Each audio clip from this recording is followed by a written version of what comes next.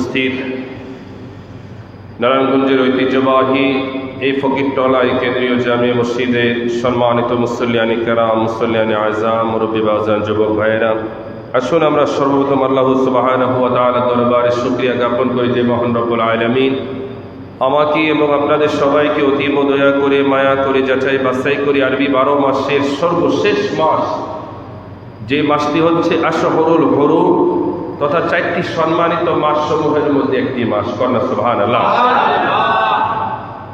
যেই মাসটি আগমনের সাথে সাথে আমাদের হৃদয়ে কম্পন সৃষ্টি হয়, হৃদয়ে রক্তক্ষরণ হয়, একটি ভয়াবহ পরীক্ষা দৃশ্য আমাদের চোখের সামনে ভেসে ওঠে, বাবা কর্তৃক সন্তানের কুরবানি। কন্যা আল্লাহু আকবার। পৃথিবীর ইতিহাসে সবচাইতে নবী রাসূলদেরকে আল্লাহ তাআলা যে বড় বড় পরীক্ষাগুলো করেছিলেন তার মধ্যে এই পরীক্ষাটি হচ্ছে অন্যতম। কন্যা সুবহানাল্লাহ। এই পবিত্র জিলহজ মাসে আজকে সর্বপ্রথম জুমার নামাজ আদায় করার জন্য যে আল্লাহ তাআলা আমাদেরকে আল্লাহর ঘরে নির্বাচিত করেছেন, কবুল করেছেন, শুরু থেকেই আজকের এই আলোচনা এবং এই মজলিসে আল্লাহর ঘরে শুরু থেকে আসার এবং বসার মতো যে আল্লাহ তাআলা তৌফিক দিয়েছেন, আসুন আমরা সর্বপ্রথম ওই মহান রব্বুল আলামিনের আলিশান সুবহান দরবারে হৃদয় নিংড়ানো সবটুকু আবেগ অনুভূতি উজাড় করে সমবেত ভাবে, সমবেত কণ্ঠে একসাথে সিংহের মতো গর্জন করে চিল্লে পড়ি আলহামদুলিল্লাহ।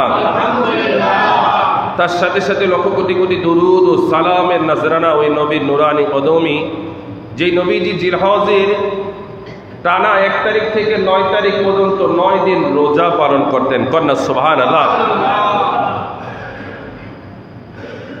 তাই আসুন আলোচনার প্রারম্ভে ওই নবীর নুরানি দরবারে ছোট্ট করে দুরুদ ও সালামের নজরানা পেশ করি, শুকরি করি সাল্লাল্লাহু তাআলা আলাইহি ওয়াসাল্লাম। প্যারে হাজিরিন, জিলহজ মাস এমন একটা মাস, এ মাসের প্রথম 10 দিনের গুরুত্বটা এত বেশি। বুখারী শরীফের মধ্যে আল্লাহ নবীর প্রিয় সাহাবী, নবীজির আপন চাচাতো ভাই হযরতে আব্বাসের সন্তান হযরতে আব্দুল্লাহ ইবনে আব্বাস রাদিয়াল্লাহু তাআলা আনহু থেকে বর্ণিত, তিনি বর্ণনা করেন আল্লাহর প্রিয় নবী দুজাহানের বাদশা নবী মুহাম্মদুর রাসূলুল্লাহ সাল্লাল্লাহু তাআলা আলাইহি ওয়াসাল্লাম ইরশাদ করেন, মাল আমালু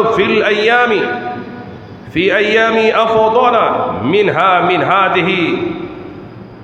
জিলহজ মাসের প্রথম 10 দিন এটা এমন মর্যাদা, এটার মহত্ব, এটার গুরুত্ব, এটার মর্যাদা এত বেশি, এই 10 দিনের মতো 11 মাসে আর অন্য কোনো 10 দিন নাই। কন্যা সুবহানাল্লাহ। অন্যান্য মাসের সকল মাসের দিনের তুলনায় এই জিলহজের প্রথম 10 দিন আল্লাহর কাছে অনেক শ্রেষ্ঠ। কন্যা সুবহানাল্লাহ। সাহাবীরা জিজ্ঞেস করলেন, অলু আলাল জিহাদ, ইয়া রাসূলুল্লাহ, ইয়া হাবিবাল্লাহ, জিলহজ মাসের এই 10 দিন কি জিহাদের চাইতেও শ্রেষ্ঠ? নবীজি বললেন, ওয়ালাল জিহাদ, হ্যাঁ অবশ্যই জিলহজ মাসের প্রথম 10 দিনের আমল এটা জিহাদের ময়দানের চাইতেও আল্লাহর কাছে শ্রেষ্ঠ। কন্যা সুবহানাল্লাহ। তবে হ্যাঁ, নূরের নবী, মায়ার নবী, দয়ার নবী বলতেছেন, ইল্লা রাজুলুন খরাজা ইউখাতিরু বিনাফসিহি ওয়া মালিহি ফালাম ইয়ারজি বিশাইইন। তবে জিহাদের মধ্যে এমন কিছু ব্যক্তি রয়েছেন যেই ব্যক্তির কথা একটু স্বতন্ত্র, যাদের কথা আলাদা। যেমন জিহাদের মধ্যে এমন কিছু ব্যক্তি থাকে যারা তাদের নিজেদের জান, মাল সব কিছু ঝুঁকি নিয়ে আল্লাহ ও তার রাসূলের সন্তুষ্টি অর্জনের জন্য, ইসলামের জান্দাকে বুলন্দ করার জন্য যারা তাদের মালও ব্যয় করে, জানও ব্যয় করে। কন্যা আল্লাহু আকবার। দিন শেষে কিছু মানুষ জিহাদ করে বাড়ি ফিরে, দিন শেষে কিছু শহীদ যারা নিজের মাল সম্পদ সব ব্যয় করে, নিজের জীবনটা ব্যয় করে শহীদ হয়ে যাদের লাশ ঘরে ফিরে। কন্যা আল্লাহু আকবার। ওই জিহাদের মর্যাদা, ওই ক্যাটাগরির মর্যাদা আলাদা, ওটার মর্যাদার সাথে কারো কোনো তুলনা নাই। তবে হ্যাঁ, জিলহজের প্রথম 10 দিনের মর্যাদা ময়দানে জিহাদকারীদের চাইতে উত্তম। কন্যা সুবহানাল্লাহ। তো এই জন্য আমরা যারা গতকাল রোজা পালন করেছি, রাত্রে ইবাদত বন্দি করেছি, আজকে অনেকে রেখেছি, ইনশাআল্লাহ আল্লাহ চাহে তো টানা ধারাবাহিক রাখবো। আর যদি না পারি অন্তত 9 জিলহজ আরাফার দিবসে রোজাটা ইনশাআল্লাহ আমরা পালন করব। চাই কি চাই না? রব্বুল আলামিন যেন আরাফার দিবসে রোজা পালন করা এবং গোটা এই জিলহজের টানা 10 দিনের ইবাদত যেন আমাদের প্রত্যেকের আমল নামায় যেন আল্লাহ পাক কবুল আর মঞ্জুর করে, সকলে বলেন আমিন। সময়ত উপস্থিতি, এই জিলহজের 10ই জিলহজ আমাদের জন্য ইসলামে যেটা 2টা বছরের ধর্মীয় উৎসবের মধ্যে একটি হচ্ছে জিলহজের 10 তারিখ, আরেকটা হচ্ছে শাওয়ালের 1 তারিখ। শাওয়ালের 1 তারিখ যেটা হয় এটা হচ্ছে পবিত্র ঈদুল ফিতর। জিলহজের 10 তারিখ যেটা হয় এটা হচ্ছে ঈদুল আদহা। একটাকে আমরা রোজার ঈদ বলি, আরেকটাকে আমরা সহজ ভাষায় কুরবানির ঈদ বলি। কথা ঠিক কিনা? তো প্রিয় হাজিরিন, এই যে কুরবানির ঈদ, এই কুরবানিটা কি আসলে এটা কি আমাদের নবীর শরীয়তে নাকি অন্যান্য নবীদের আমলও ছিল নাকি তারও আগে এটা শুরু? এটার ইতিহাসটা কি আমরা একটু সংক্ষেপে একটু জানার চেষ্টা করি। তার আগে দেখি রব্বুল আলামিন কুরবানির বিষয়ে তার হাবিবকে কি দিক নির্দেশনা দেন, আমরা সেই বিষয় সম্পর্কে একটু জানি। মহাগ্রন্থ আল কোরআনের সবচাইতে ছোট্ট সূরা, সূরা আল কাউসারে 2 নম্বর আয়াতে রব্বুল আলামিন বলেন, ফাসল্লি লিরাব্বিকা ওয়ানহার। ইয়া রাসূলুল্লাহ, ইয়া হাবিবাল্লাহ, আপনি ফাসল্লি, নামাজ আদায় করেন, লিরাব্বিকা, আপনার প্রতিপালকের জন্য, সুবহানাল্লাহ, এবং ওয়ানহার, আপনি আপনার প্রতিপালকের জন্য কুরবানি করুন, কন্যা সুবহানাল্লাহ। ঘোষণা কার? আল্লাহ। সবাই বলেন না, ঘোষণা কার? আল্লাহ। মনোযোগ আছে ইনশাআল্লাহ। এবার আসেন মহাগ্রন্থ আল কোরআনের অন্যতম সূরা, সূরা আনআমের 162 নম্বর আয়াত তথা 162 নম্বর আয়াতে রব্বুল আলামিন কি সুন্দর করে বললেন। আল্লাহ পাক রব্বুল আলামিন বললেন, قل إن صلاتي ونسكي ومحياي ومماتي لله رب العالمين। الله أكبر। আল্লাহ তাআলা তার নবীকে শিক্ষা দিলেন, নবীকে বলার জন্য বললেন, জানিয়ে দিলেন, ইয়া রাসূলুল্লাহ, ইয়া হাবিবাল্লাহ, ও মায়ার নবী, দয়াল নবী, আপনি বলুন, ইন্না, নিশ্চয়ই, সলাতি, আমার নামাজ, ওয়া নুসুকি, আমার কুরবানি, ওয়া মাহইয়ায়া, আমার জীবন, ওয়া মামাতি, আমার মৃত্যু, লিল্লাহি রাব্বিল আলামিন, একমাত্র বিশ্ব জাহানের প্রতিপালকের জন্যে।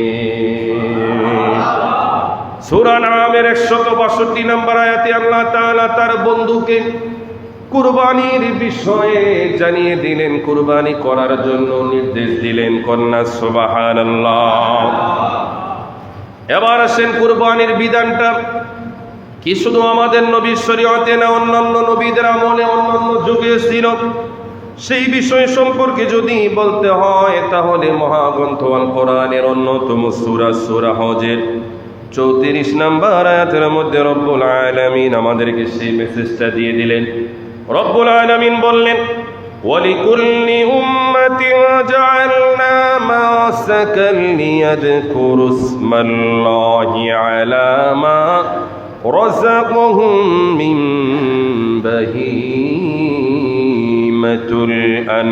বাহিমাতিল আনআম। কন্যা আল্লাহু আকবার। রব্বুল আলামিন বললেন, আমি আল্লাহ তাআলা প্রত্যেক সম্প্রদায়ের জন্য কুরবানিকে নিয়মে পরিণত করে দিয়েছি, যাতে করে আমি আল্লাহ তাদেরকে জীবন চলার জন্য, উপকরণের জন্য তাদেরকে আমি যেই চতুষ্পদ জন্তু দান করেছি, ওই চতুষ্পদ জন্তু থেকে তারা যেন আমি আল্লাহর নাম স্মরণ করে এগুলো যেন আমি আল্লাহর রাস্তায় কুরবানি করে দেয়। মহাগ্রন্থ আল কোরআনের শাব্দিক বিশ্লেষণ হচ্ছে, রব্বুল আলামিন বললেন, আমি আল্লাহ আমার বান্দাদেরকে যে চতুষ্পদ জন্তু দিয়েছি তাদের জীবন চলার জন্য, আহারের জন্য, জীবিকা নির্বাহের জন্য, আর ওই চতুষ্পদ জন্তু থেকে তারা যেন আমি আল্লাহ তাআলার নাম উচ্চারণ করে তথা এই নাম উচ্চারণ মানেই হচ্ছে ওই চতুষ্পদ জন্তু যখন তাদের প্রয়োজন হবে, খাবারের প্রয়োজন, বিক্রয়ের প্রয়োজন হবে, জীবিকা নির্বাহের প্রয়োজন হবে, এগুলো যখন জবে করবে, জবে করার শুরুতে একজনের নাম নিবে। বলেন না ওই নামটা কি? আল্লাহ। কন্যা আল্লাহু আকবার। এজন্যই আমরা যখন কুরবানি করি, কুরবানির পশু জবে করার শুরুতে আমাদের জবান দিয়ে আমরা শুধু বলতে থাকি আল্লাহু আকবার, আল্লাহু আকবার। কথা বলেন ঠিক কিনা?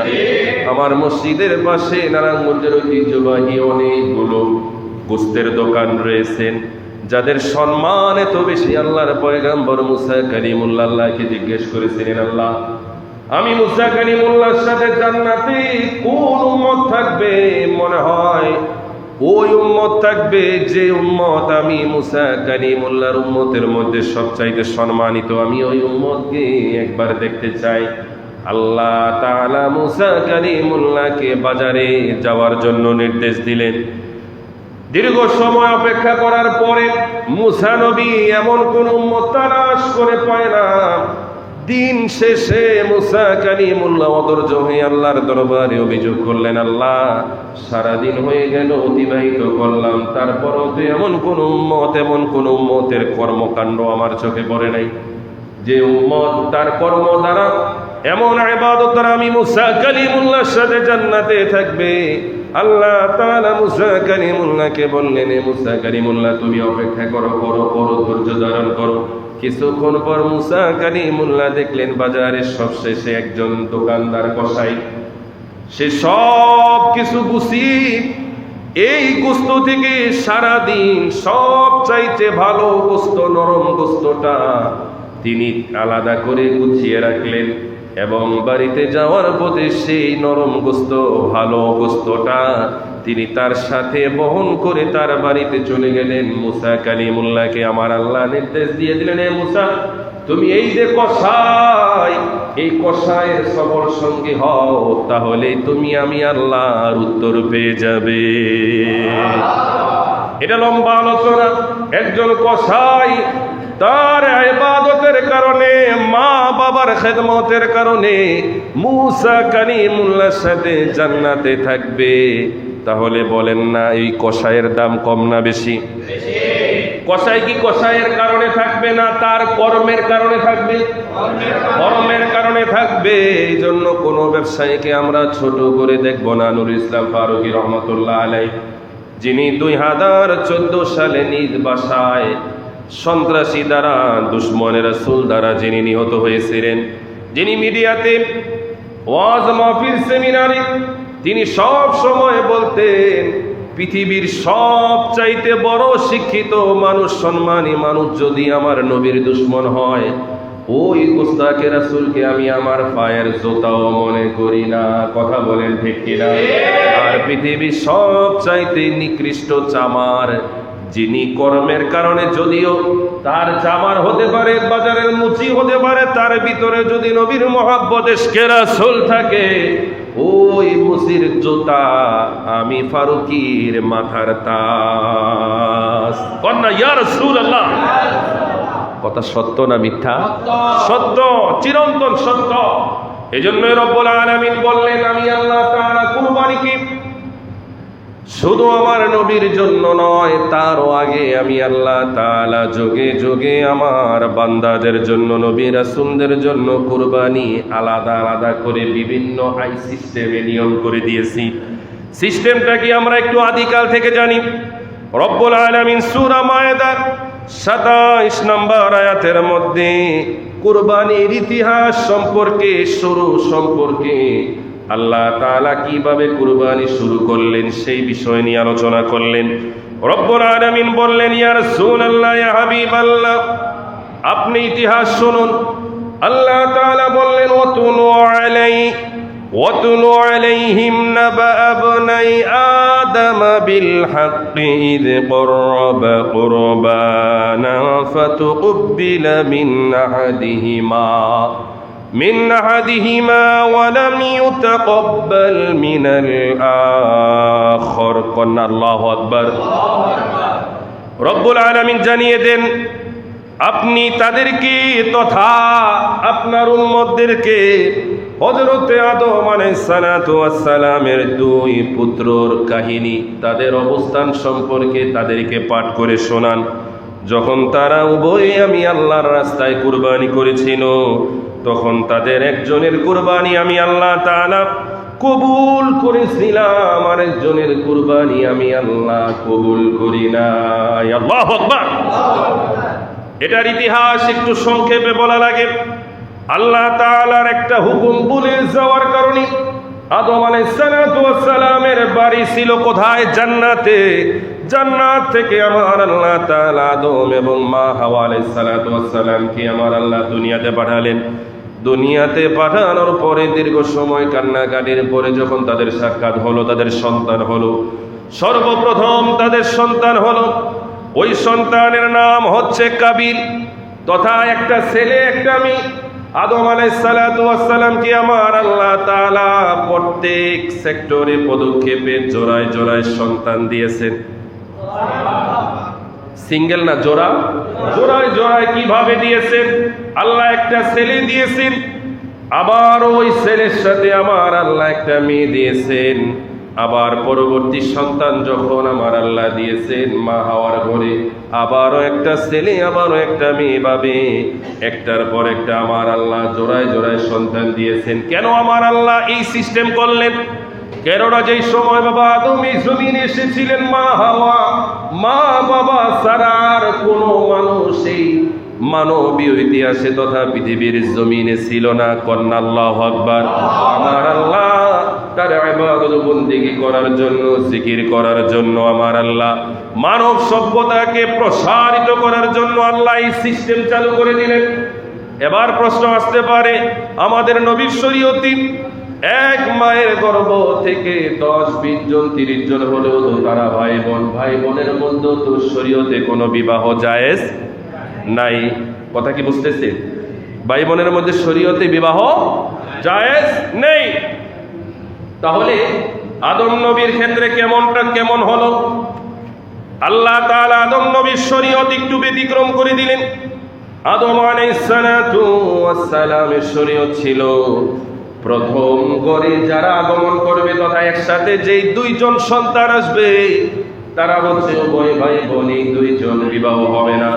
অপর যেই সন্তান ছেলে মেয়ে আসবে আড়াআড়ি ভাবে, প্রথম ঘরের ছেলে দ্বিতীয় যে আসবে ওই মেয়েকে বিবাহ করবে দ্বিতীয় ঘরের ছেলে, তথা দ্বিতীয়বার যে সন্তান প্রসব হয়েছে ওই ছেলে প্রথম প্রসবকারী মেয়েকে বিবাহ করবে। কন্যা সুবহানাল্লাহ। আদম নবীর যে সন্তান জমিনে আসলেন, একজন ছেলে একজন মেয়ে। ছেলের নাম রাখলেন কাবিল, মেয়ের নাম রাখলেন আকলিমা। আবারও পরবর্তীতে তিনি সন্তান জন্ম দিলেন, ওই সন্তানের নাম রাখলেন, ছেলের নাম হাবিল, মেয়ের নাম নিয়ে একটু ইখতিলাফ রয়েছে। সর্বসম্মতিক্রমে লাবি বাবা লাবুদা, এই লাবুদা আর হাবিল হচ্ছে দুই ভাই বোন, আর কাবিল আকলিমা হচ্ছে ভাই বোন। এবার উভয়ের উপরে হযরতে বাবা আদম আলাইহিস সালাতু ওয়াস সালামের শরীয়ত অনুযায়ী উভয়কে বিবাহের জন্য যখন নির্দেশ দিলেন, আদম আলাইহিস সালাতু ওয়াস সালাম বললেন, হাবিল তোমার জন্য আল্লাহ তাআলার পক্ষ থেকে আমি বাবা আদমের শরীয়ত অনুযায়ী আকলিমাকে সিলেক্ট করা হয়েছে, নির্ধারণ করা হয়েছে। বাবা কাবিল তোমার জন্য লাবুদাকে নির্ধারণ করা হয়েছে। তুলনামূলকভাবে কাবিলের সাথে যেই বোন একসাথে এসেছিলেন তিনি ছিলেন আকলিমা। আকলিমা ছিলেন পরমা সুন্দরী, যিনি পরবর্তী প্রসবকালীন লাবুদার চাইতে অনেক সুন্দরী, অনেক আকর্ষণীয়। কিন্তু কাবিল ছিল এমন সন্তান যে বাবার কথা শুনতো না, যাকে বলা হয় অবাধ্য সন্তান, কুসন্তান। এই সন্তান বাবার কথা শুনতো না, আল্লাহর হুকুম পালন করতো না। আল্লাহ বলে ডাইন দিকে, ওই বান্দা যায় বাম দিকে, বাবা বলে ডাইন দিকে, কুসন্তান যায় বাম দিকে। এরকম সন্তান আছে কি নাই? জোরে বলেন আছে কি নাই? এবার হযরতে বাবা আদম আলাইহিস সালাতু ওয়াস সালাম যখন উভয়ের বিবাহ নির্ধারণ করে দিলেন, হাবিল মেনে গেল। কাবিল বললেন, না না না, আপনি বাবা আমাদের উপর ইনসাফ করেন নাই, আপনার আল্লাহ আমাদের উপর ইনসাফ করে নাই। আমি কেন সুন্দরী একটা মেয়ে রেখে কেন তার চাইতে একটু দুর্বল লাবিবাকে কেন বিবাহ করব? না না না, আমি এই শরীয়ত মানি না, আমি এই নিয়ম পদ্ধতি মানি না। বিবাহ যদি করতে হয় আকলিমাকেই করবো, আর আকলিমাকে যদি আমি বিবাহ করতে না পারি আমার ভাই কেন আমি কাউকে বিবাহ করতে দেব না। কন্যা নাউজুবিল্লাহ। লম্বা আলোচনা সংক্ষেপে বলতে হয়, আদম আলাইহিস সালাতু ওয়াস সালাম বললেন, ঠিক আছে তোমরা আমার কথা মানো না, আল্লাহর পক্ষ থেকে ফয়সালা আসলে মানবে নি? হাবিল বললে অবশ্যই মানবো, কারণ হাবিল জানে আমার বাবা তিনিও নবী, আল্লাহ তাআলার একটা কথা হুকুম ছাড়া আমার বাবা কোনো কথা বলে না। কন্যা আল্লাহু আকবার। যদি আল্লাহর পক্ষ থেকে ফয়সালা আসে আমার বাবার পক্ষেই আসবে, কথা বলে ঠিক কিনা? এবার হযরতে বাবা আদম আলাইহিস সালাতু ওয়াস সালাম বললেন, আল্লাহর পক্ষ থেকে তোমাদের উভয়ের জন্য কুরবানি নির্ধারণ করে দেওয়া হয়েছে। কুরবানি কিভাবে হবে? কিতাবের মধ্যে পাওয়া যায় কাবিল ছিল চাষী, সে কিছু গম অথবা কিছু ভুট্টা তাকে নির্ধারণ করে দেওয়ার জন্য তাকে বলা হলো। হযরতে আদম আলাইহিস সালাতু ওয়াস সালাম বললেন, তুমি যেহেতু খেতে খামারে কাজ করো, চাষ করো, তুমি কিছু ফসল সুন্দর করে এক জায়গায় উন্মুক্ত রাখবে, খোলা জায়গায়। এবং হাবিলকে বলা হলো, তুমি যেহেতু রাখাল, তোমার আয়ত্তে থাকা সব চাইতে সুন্দর একটা পশু কি আল্লাহর জন্য তুমি সুন্দর একটা জায়গায় রাখবে। উভয়ের যখন তুমি ফসল রাখবে, তুমি পশু রাখবে। ওই সময় কুরবানি কবুলের সিস্টেম ছিল আল্লাহর পক্ষ থেকে একটা আগুনের অগ্নিশিলা এসে যার কুরবানিকে উপরের দিকে নিয়ে যাবে আল্লাহ তাআলা তার কুরবানি কবুল করবে। আর ওই অগ্নিশিখা এসে যার কুরবানিকে মানে যার ফসলটা কিংবা পশুটাকে নিয়ে যাবে না, পুড়িয়ে দিবে না, তার কুরবানি কবুল হবে না। উভয়ে রাখলেন, কাবিল রাখলেন ফসল, হাবিল রাখলেন পশু। আল্লাহর পক্ষ থেকে অগ্নিশিখা আসলেন, আসার পক্ষ থেকে হাবিলের রাখা পশু আমার আল্লাহ তাআলা নিয়ে গেলেন, আর কাবিল একটা জায়গা মতো রইল। এবার কাবিল বললেন, এই নিয়মও আমি মানি না। হাবিল বললেন, তাহলে তুমি কি করবে? মহাগ্রন্থ আল কোরআনের সূরা মায়েদার 27 নম্বর আয়াতে রব্বুল আলামিন ওই যে কাবিলের কথা ভাইয়ের প্রতি এটাকে নোট করে দিলেন। আল্লাহ বললেন, ক্বালা লা আকতুলান্নাকা। কাবিল বললেন, হে হাবিলের বাচ্চা, তোর কারণে আমার কুরবানি হইল না, আকলিমারে বিবাহ হইল না। তুই সব চাইতে নষ্টের গোড়া, তুই হচ্ছিস পথের কাঁটা। তোকে যদি হত্যা করে ফেলি, তোকে যদি এই পৃথিবী থেকে যদি বিদায় করে দেই, তাহলে আকলিমাকে বিবাহ করার ক্ষেত্রে আমার আর কোনো বাধা থাকবে না, আমি তোকে হত্যা করব। দেখেন একজন দুশ্চরিত্রা লম্পট ডাকাতের খুনির কথা আর একজন নেককার বান্দার কথার রিপ্লাইটা আপনারা একটু দেখেন। আমরা বললে তো বললাম, কি তুই আমারে খুন করবি, আমি তোরে খুন কইরালাম, কথা কন ঠিক কিনা? আমরা এই বললাম না। একজন তাকওয়াবান বান্দা, যারা পরহেজগারী বান্দা, যারা আল্লাহকে ভয় করে নবীর আদর্শ মেনে চলে, তাদের রিপ্লাইটা এমন। এবার হাবিল বললেন, ক্বালা ইন্নামা ইয়াতাকাব্বালুল্লাহু মিনাল মুত্তাকিন। হাবিল বললেন, আল্লাহ ধর্ম বিরোধীর পক্ষ থেকেই তো গ্রহণ করেন তথা। তুমি যখন আমার দিকে ধারালো কিছু নিয়ে হত্যা করার জন্য যখন তুমি আমার দিকে আসবে, আমি তোমার দিকে হত্যা করার জন্য তোমার দিকে আমি পা বাড়াবো না, তোমার দিকে আমি যাব না। আমি আল্লাহকে ভালোবাসি, আল্লাহকে আমি ভয় করি। আমার আল্লাহ এবং আমার বাবার নির্দেশ, কোনো অন্যায় কাজে যেন কোনোদিন কোনো পা না যায়। কন্যা আল্লাহু আকবার। এবার কে শোনে কার কথা? কাবিল। যখন তিনি তার বাগেও আকলিমা নাই, কুরবানি করলো, সেটাও হইল না। এবার তিনি হত্যা করার জন্য তিনি তার ভাইকে এবার পুরোপুরি একটা প্রস্তুতি নিয়ে নিলেন, হত্যা করে ফেললেন। ইখতিলাফে পাওয়া যায় ধারালো অস্ত্র দ্বারা, লোহা দ্বারা কিংবা বিশাল একটা পাথর দ্বারা তার উপরে আঘাত করলেন। কাবিল তো জোশে ভাইকে হত্যা করেছে, কিন্তু হত্যা হওয়ার পরে একজন মানুষ যে মারা যায়, সে যে কথাবার্তা বলতে পারে না, সেটারও তার বোধশক্তি নাই, কারণ এর আগে সে জীবনও কোনোদিন হত্যা করে নাই, জীবনও কোনোদিন মৃত মানুষ দেখে নাই। কারণ আজ পৃথিবীর মধ্যে সবচেয়ে প্রথম যিনি নিহত হয়েছিলেন তিনি ছিল হাবিল, আর পৃথিবীর সবচাইতে বড় তথা প্রথম হত্যাকারী খুনি তিনি হচ্ছে কাবিল। কথা কোন ঠিক কিনা? তাদের আগে আর এরকম ইতিহাস নাই। কিতাবের মধ্যে পাওয়া যায় কাবিল হাবিলকে হত্যা করার পরে সেও পাগলের মতো অবস্থা। সে যখন ভাইয়ের দেহ থেকে মাথা থেকে রক্ত ঝরতে দেখলেন, তিনিও পাগল হয়ে গেলেন। অনেকবার বললেন, ভাই ওঠো ওঠো ওঠো ওঠো, আমি তো বুঝতে পারি নাই, আমি তো বুঝতে পারি নাই, আমি তো বুঝতে পারি নাই। বারবার জাগানোর পরেও সে জাগে না, কি করবি? কিতাবের মধ্যে এসেছে 1 বছর কাঁধে করে এই লাশ নিয়ে সে কি করবে 1 বছর পর্যন্ত ঘুরেছে। অনেকে বলতে পারে যে হুজুর 1 বছরে কি দেহ পচে নাই? না, যে বান্দা অন্যের মানুষ দ্বারা অন্যায়ভাবে নিহত হয় সে শাহাদতের মর্যাদা লাভ করে। আর যারা শহীদ হয়, শহীদদের জন্য মাটিকে আমার আল্লাহ শহীদদের দেহকে ভক্ষণ করা হারাম করে দিয়েছেন। কন্যা আল্লাহু আকবার। হযরতে বাবা আদমের সন্তান হাবিলের দেহ 1 বছর পর্যন্ত যেমনটা তেমনই। এবার আমার আল্লাহ তাআলা 1 বছর পরে হাবিলকে মাটি দিতে হবে, কিভাবে জমিনে দাফন করতে হবে সেই পদ্ধতিটা কাবিলকে শিখিয়ে দিলেন 2টা কাকের মাধ্যমে। কন্যা সুবহানাল্লাহ। রব্বুল আলামিন বললেন, ফাবাআতাল্লাহু গুরাবান ইয়াবআসু ফিল আরদি লিউরিয়াহু কাইফা ইউআরি সাওআতা আখি।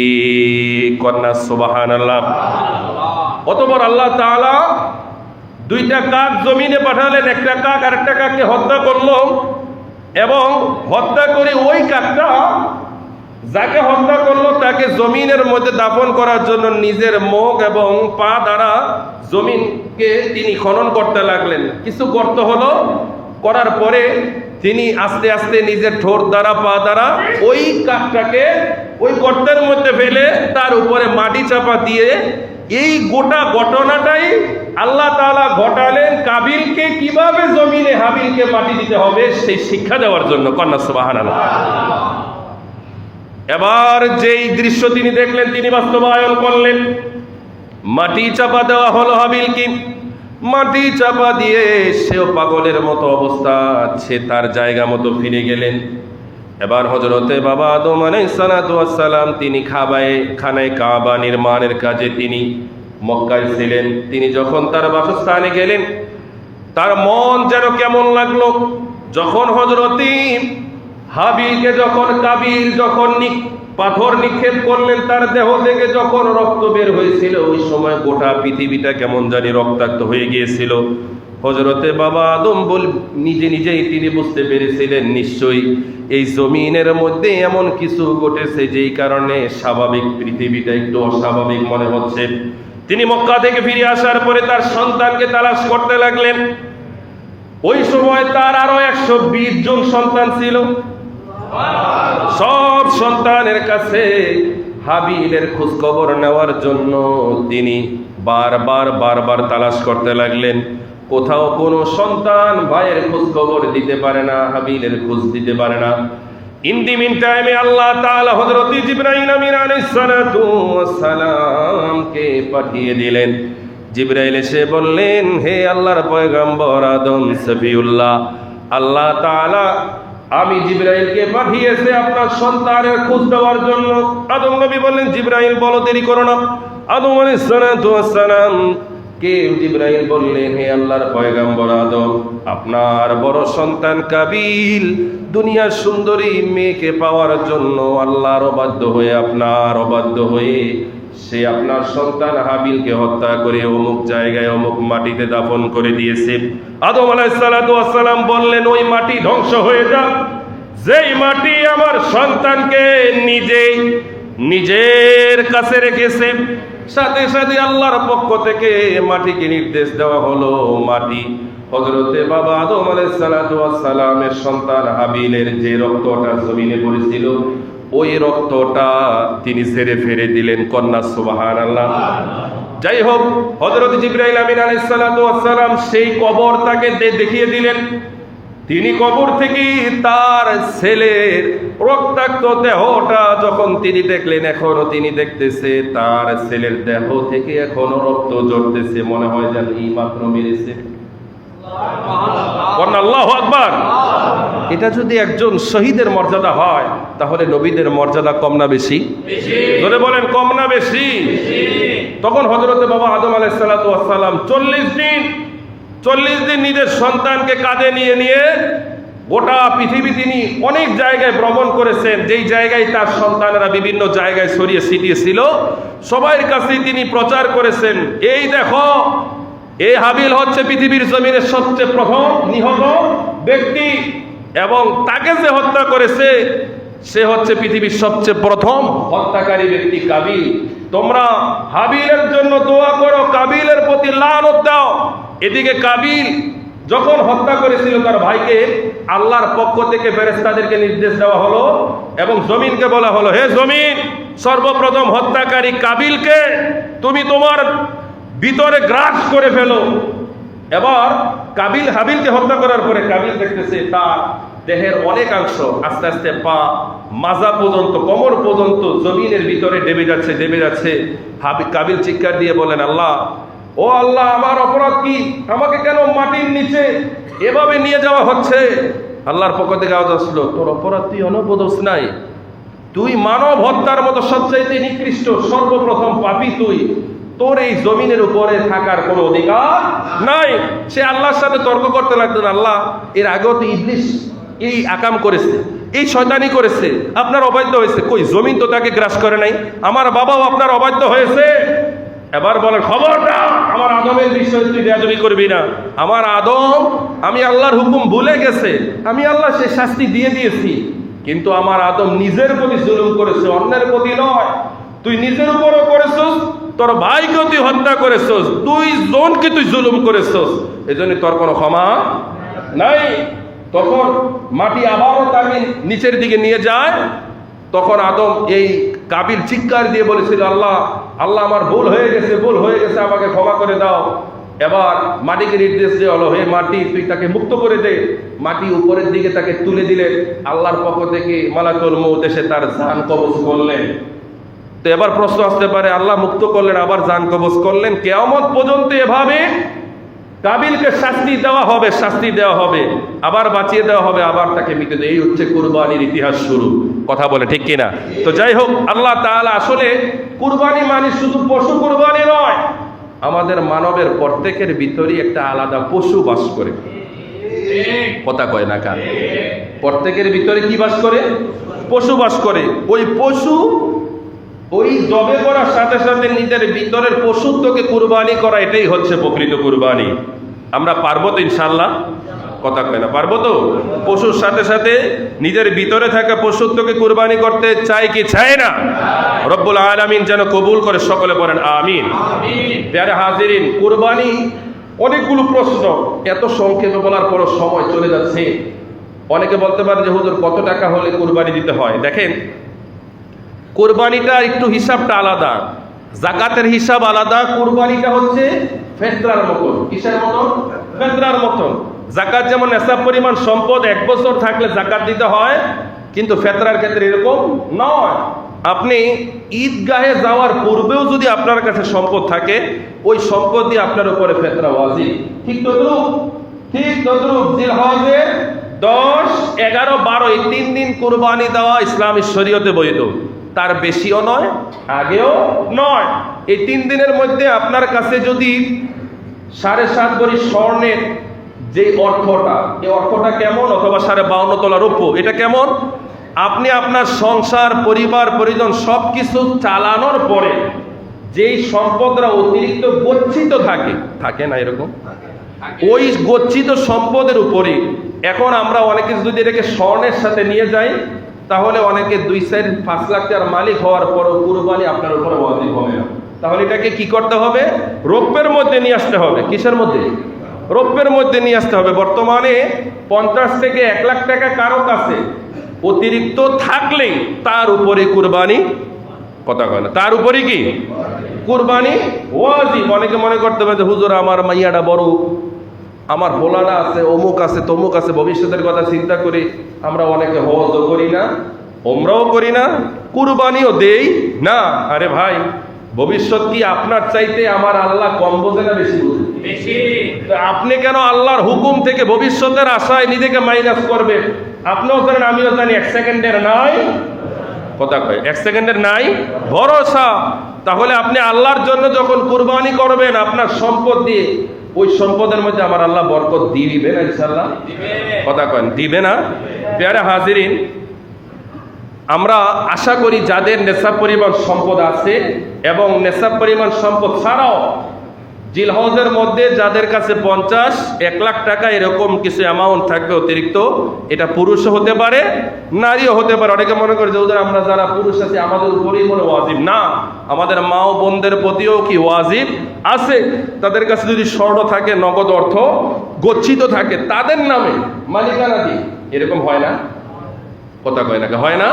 তাহলে মা বোনদের প্রতি ওয়াজিব, আমার নামে একটা হবে, আমার ওয়াইফের নামে একটা হবে, বাবার নামে হবে, মায়ের নামেও কি হবে।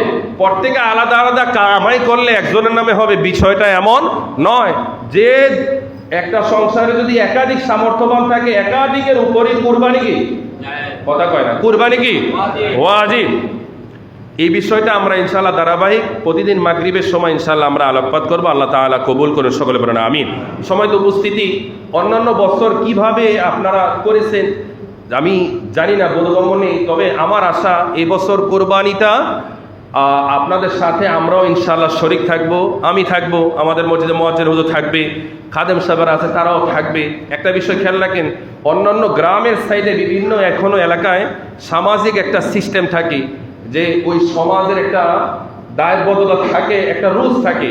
যেহেতু এটা মার্কেট, এখানে এক একজন এক এক জায়গার হয়তো এরকম কোনো রুলস নেই, কিন্তু আমাদের আবদার থাকবে যারা আপনারা ফকিরতলা কেন্দ্রীয় জামে মসজিদে জুম্মার নামাজ, 5 ওয়াক্ত নামাজ, ঈদের নামাজ আপনারা যারা পড়েন, যারা এই মসজিদের সাথে আপনাদের যাদের সম্পর্ক বেড়ে ওঠা, আপনাদের প্রতি আবদার থাকবে আপনারা যারা অতিথি কুরবানি দিয়েছেন, কুরবানির ঈদের নামাজের পরে আমাদের জন্য আপনারা অপেক্ষা করবেন। ইনশাল্লাহ আমি এবং আমাদের মুয়াজ্জিন হুজুর আমরা ইনশাল্লাহ কোরবানি পশু জবের জন্য আমরা ইনশাল্লাহ দায়িত্ব নেব, আমরা ইনশাল্লাহ আপনাদের কাছে যাব।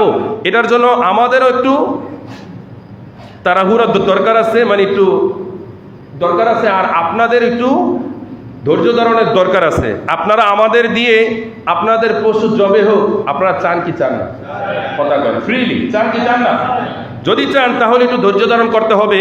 আমাদের সমাজে অনেকে আছে, আপনার পশু জবে করবে, বলবে হাদিয়া লাগবে না, চামড়াটা মাদ্রাসায় দিয়ে দিন।